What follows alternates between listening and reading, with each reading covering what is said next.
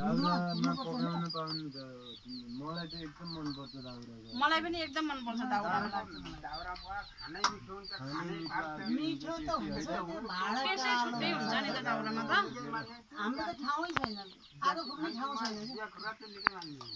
ठाउँ पनि हुनु पर्यो आगो फुक्न, मेरो त ठाउँ छैन। सबभन्दा मिठो भनेको दाउरामा पकाएको कस्तो भक पकाएर ग्यासमा पकाएको अनि बल्ल राइस कुकरमा।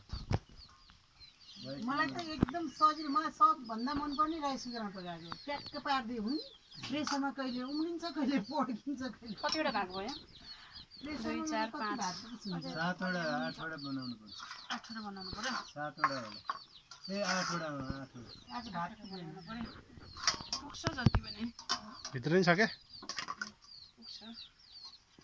8 जना भनेको 8 जना 8 जना 7 जना भित्र छैन र भात भित्र भइहाल्यो त।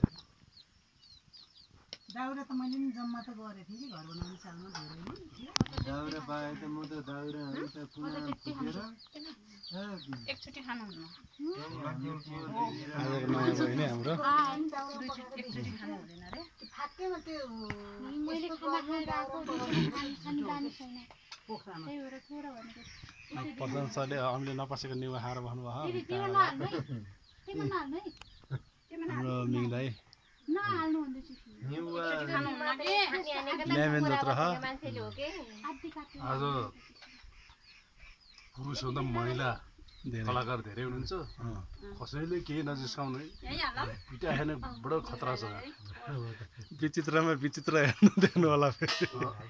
बहुमत धेरै छ। 33% हुन्थ्यो यहाँ त 75% भयो